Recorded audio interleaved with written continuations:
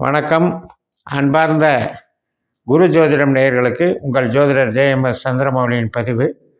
இந்த பதிவு மகர ராசியில் சுக்கிரன் கோச்சாரத்தில் பயணிக்கக்கூடிய நாட்கள் 27 நாட்கள், அதாவது டிசம்பர் 2ஆம் தேதியிலிருந்து டிசம்பர் 28 வரைக்கும்.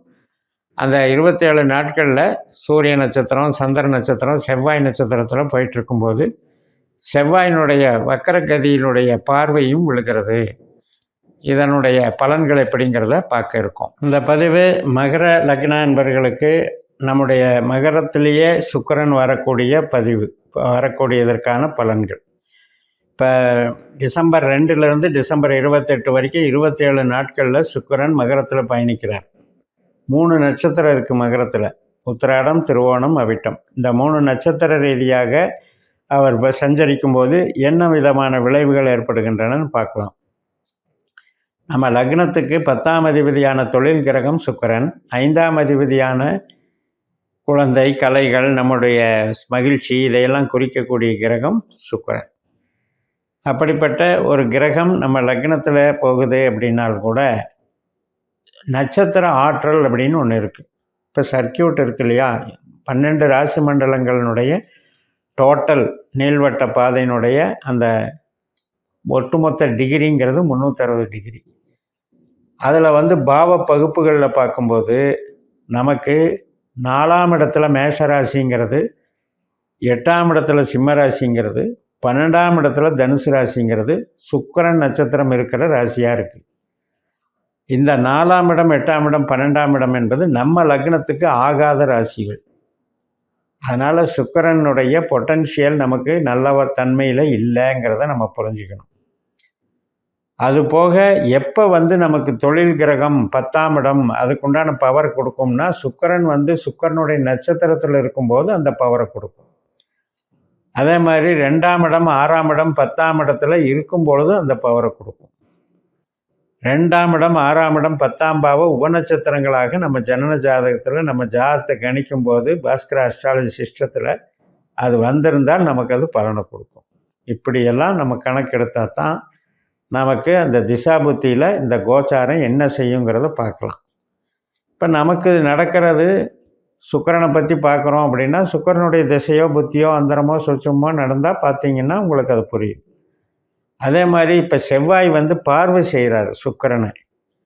அந்த பார்வையில் செவ்வாய் நமக்கு நல்ல கிரகமாக இருந்தால் அது நல்ல பார்வையாக வேலை செய்யும். செவ்வாய் நமக்கு 8ஆம் பாவ 12ஆம் பாவ தொடர்பு கொண்ட கெட்ட கிரகமாக இருந்தால் நமக்கு அது பாதிப்பாக வேலை செய்யும். அப்போ என்ன மாதிரி பாதிப்புகள் உண்டாகும் அப்படின்னு பார்த்தோம்னா, நமக்கு கெட்ட சுக்கிரன் கெட்ட செவ்வாயாக இருக்கிற பட்சத்தில் திருமணம் சார்ந்த நிகழ்வுகளில் பிரச்சனைகள். ஒரு ஃபிக்ஸ் பண்ணுறோம் மேரேஜுக்கு, ஆனால் ஒத்து வரல, மறுபடியும் பிரச்சனைகள் ஆரம்பிக்கிறது அப்படிங்கிறது. அதே மாதிரி விருப்பப்படுற திருமண வாழ்க்கை அப்படிங்கிறதுல வரக்கூடிய போராட்டங்கள், எமோஷனலி வரக்கூடிய ப்ராப்ளங்கள், ஒருத்தரை நம்பி ஏமாந்து போகிற தன்மைகள். இதை நீங்கள் கஸ்டமருக்கும் எடுத்துக்கலாம், நம்ம பிஸ்னஸ் பார்ட்னருக்கும் எடுத்துக்கலாம். அது மாதிரி சில அமைப்புகள் இருக்குது.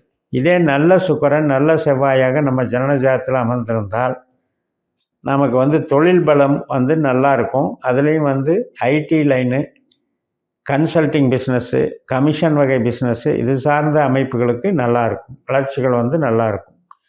இப்போ முதல் 11ஆம் தேதி வரைக்கும் உள்ள 10 நாட்களில் உத்திராட நட்சத்திரத்தில் சுக்கிரன் போகிறார். அப்போ நமக்கு சூரியன் அட்டமாதிபதி. உத்திராடம் என்பது சூரியனுடைய நட்சத்திரம். சூரியன் நம்ம லக்னத்துக்கு அட்டமாதிபதி, 8ஆம் அதிபதி. அதனால் அந்த மகரத்துக்கு அது கொஞ்சம் அந்த சூரியன் நட்சத்திரம் பாதிப்பைத்தான் கொடுக்கும். பட் அதே நேரத்தில் சூரியன் நமக்கு லாபஸ்தானத்தில் இப்போ கோச்சாரத்தில் போயிட்டுருக்கார் இல்லையா, அதனால் பெரிய லெவலில் பாதிச்சிடார். அது ஒரு சப்போர்ட் பண்ணுது. ஒரு கெடுதலை ஒரு நல்லது காம்பன்சேட் பண்ணுது. அப்போ நம்ம சிந்தனைகளில் அது மாதிரியான ஒரு தடுமாற்றம் நிகழும். நம்ம இதை செய்யலாமா வேணாமா, அல்லது ஒரு தவறான விஷயத்தை எடுத்துக்கிட்டு இதை செஞ்சு தான் தருவேன்னு முடிவெடுத்து போகிறது, இது மாதிரியான இன்வால்மெண்ட் ஏற்படுங்கிறத நம்ம கவனிக்கணும். அதே நேரத்தில் மூலதனம் போடுறது, ஒரு தவறான கொள்கை முடிவெடுக்கிறது, மூலதனம் போடுறது, இதன் மூலமாக வரக்கூடிய பிரச்சனையை இந்த சூரியன் குறிக்குது. ஆனால் பெரிதாக லெவலில் பாதிக்காது. நம்ம ஜனன ஜாதகத்தில் சுக்கிரன் சூரியன் 8-12 தொடர்பு இருந்தால் பிரச்சனை தான். அதனால் அது நம்ம ஜனன ஜாதகத்தை பேஸ் பண்ணி பார்த்துக்கணும். அடுத்து 11ஆம் தேதியிலிருந்து 23ஆம் தேதி வரைக்கும் சந்திரனுடைய சாரத்தில் போகிறாரு திருவோணத்தில். அப்போ நமக்கு நன்மைகள் நடக்கும், சுபகாரியங்கள், ஒரு உறவுகள் பலப்படுதல், இதெல்லாம் நன்மையாக இருக்கும். இருந்த போதிலும் செவ்வாயினுடைய பார்வை சுக்கிரனுக்கு விழுகுது. அப்போ நம்ம ஜனன ஜாதகத்தில் இந்த சுக்கிரன் செவ்வாய் கெடாமல் இருக்கணும். 8-12 தொடர்பு இல்லாமல் இருந்தால் இந்த கோச்சாரம் நமக்கு நன்மை செய்யும். உறவுகள் சார்ந்த நன்மைகள், ஒரு கம்யூனிகேஷன், இடம் பதிவு பண்ணுறது, ஒரு ரிஜிஸ்ட்ரேஷன் பண்ணுறது, ஒரு படிப்புக்கு நல்லா இருக்கிறது, வெளிநாட்டு படிப்பாகட்டும், ஒரு படிப்பு சார்ந்த விஷயங்களுக்கு நன்மை செய்கிறது, வெளியிடங்களுக்கு போயிட்டு வர்றது, புதிய நபர்களால் வரக்கூடிய அனுகூலங்கள், திருமண காரியங்கள், வீட்டிற்கான சுப காரியங்கள், இதையெல்லாம் செய்கிறதுக்கும் இது நல்லது பண்ணும். அதற்கு அடுத்தது செவ்வாயினுடைய நட்சத்திரத்தில் போகிறார். 23ஆம் தேதியிலேருந்து 28ஆம் தேதி வரைக்கும் 6 நாள். அப்பவும் செவ்வாயினுடைய பார்வை அங்கே இருக்குது. இதில் நமக்கு எமோஷனல் ப்ராப்ளம்ஸ், பருவ வயதில் இருக்கவங்க கிளர்ச்சிகளில் ஈடுபடுறது. சுக்கிரன் ஆண்களுக்கு கலத்திரகாரகன், செவ்வாய் பெண்களுக்கு கலத்திரகாரகன். இந்த 2 பேர் பார்த்துக்கிறதுனால அது லக்ன பாவம் 7ஆம் பாவங்கிறதுனால இது சார்ந்த ஒரு ஆசிலேஷன் பிரச்சனைகள், ஒரு எமோஷனலாக நம்ம பழக்க வழக்கம் பண்ணி அதனால் ஏற்படக்கூடிய விமர்சனங்கள் அப்படிங்கிறத பார்த்துக்கணும்.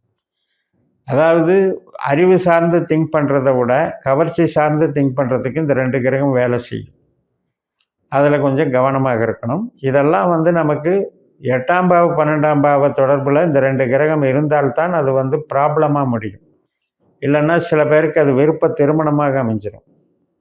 நம்ம ஒரு அதிரடி திருமணம் பண்ணுறாங்க இல்லையா, திடீர்னு ரிஜிஸ்ட்ரேஷன் மேரேஜ் பண்ணுறாங்க, விருப்ப திருமணமாக பண்ணுறாங்க, அது மாதிரியும் அமைஞ்சிடும். அதனால் உறவுகள் சார்ந்த நன்மைகளாக இது செய்யக்கூடிய ஒரு பலம் இருக்குது. எல்லாமே கோச்சாரம் அப்படிங்கிறதுல நம்ம ஜனன ஜாதகத்தின்படி 12 பாவத்துக்கு யார் யார் என்ன வேலை செய்ய போகிறாங்க அப்படிங்கிறத நம்ம கண்டு தெரிஞ்சுக்கணும். இப்போ நம்ம லக்னம் அப்படின்னால 10ஆம் அதிபதி சுக்கிரன் அப்படின்னு நம்ம எடுக்க முடியாது. ஏன்னா 10ஆம் இடத்துல சுக்கிரனுடைய வீடு தான். ஆனால் அங்கே இருக்கிற 3 நட்சத்திரம் அந்த 10ஆம் இடத்து வேலையை நிர்ணயிக்கக்கூடிய ஒரு அதிகாரியாக வந்துடுவாங்க. அந்த நட்சத்திரத்தை 9ஆக பிரித்து 10ஆம் வீட்டில் நம்ம பிறந்த நேரத்தில் எந்த உபநட்சத்திரம் நமக்கு ஆதிக்கத்துக்கு வருதுன்னு நம்ம பிறந்த நேரப்படி நம்ம கணிக்கணும். அதுதான் இந்த முறையில் நம்ம தொழில் ஸ்தானத்தை எடுக்கிற முறை. 12 பாவத்துக்கும் இதே முறை தான். அப்போ எப்போ நம்ம பிறக்கிறோம், நம்ம லக்ன புள்ளி எங்கே ஸ்டார்ட் ஆகுதோ அதிலிருந்து 12 பாவத்துக்கும் நமக்கு புள்ளிகள் கிடைச்சிருது. அந்த புள்ளியில் நட்சத்திரம் என்பது ஒரு தோராயமான ஒரு அணுகுமுறையாக இருக்கும். உபநட்சத்திரம்னு எடுத்தால் துல்லியமான அணுகுமுறையாக இருக்கும். அப்போ அந்த துல்லியமான அணுகுமுறையில் நாம் அந்த பலன்களை தெரிஞ்சுக்கிட்டு எந்த கிரகம் நமக்கு எதுக்கு சப்போர்ட் பண்ணதுன்னு தெரிஞ்சுக்கிட்டு திசாபுத்திலையும் அது நடக்குதாங்கிறத பார்த்துக்கிட்டு அது கரெக்டாக நமக்கு சாதகமாக பாதகமாங்கிறத திசாபுத்தியில் கொடுப்பினைகள் தீர்மானம் பண்ணும். நம்ம பிறக்கும்போதே ஒரு கொடுப்பினை உருவாயிடும். திருமண கொடுப்பினை எப்படி இருக்குது, தொழில் கொடுப்பினை எப்படி இருக்குது, பணம் தனவரவு கொடுப்பினை எப்படி இருக்குன்னு எல்லாம் தீர்மானம் ஆயிடும். அந்த தீர்மானமான கொடுப்பினையை நடத்தி கொடுப்பது திசாபுத்தியாக இருக்கும். அந்த திசாபுத்தியினுடைய ஒரு பலனை உறுதி செய்வது கோச்சாரமாக இருக்கும். அதைத்தான் விதிமதி கதின்னு சொல்கிறோம். அதனால் வெறும் கோச்சாரத்தை நம்பி நமக்கு நம்ம லக்னம், நம்ம ராசி, குரு மாறுது, சனி மாறுது, ராகு மாறுது, கேது மாறுது, அப்படி மாறுறதுங்கிறது நமக்கும் அதுக்கும் சம்மந்தம் இல்லை. ஏன்னா நம்ம ஜனன ஜாதகத்தில் திசாபுத்தி தான் நமக்கு நிகழ்வுகளை நடத்தி கொடுக்குது. அது அந்த திசாபுத்தி என்ன திசாபுத்தி நடக்குது, அது கோச்சாரத்தில் எப்படி இருக்குன்னு பார்க்குறதுக்கு தான் பயிற்சி பலன்களை ஒழிய நாம் பயிற்சி பலன்களை நம்பியே நம்ம நிகழ்வுகளை எதிர்பார்க்கிறதுல அர்த்தமில்லைன்னு சொல்லி நிறைவு செய்கிறேன். இந்த சேனலை சப்ஸ்கிரைப் பண்ணி ஷேர் பண்ணுங்கள். உங்கள் தனிப்பட்ட ஜாதக பலாபலன்களை என்னுடைய வாட்ஸ்அப் நம்பரில் தொடர்பு கொண்டு பலன் பெறுங்கள். உங்களிடமிருந்து விடைபெறுகிறேன். உங்கள் ஜெயம் எஸ். நன்றி, வணக்கம்.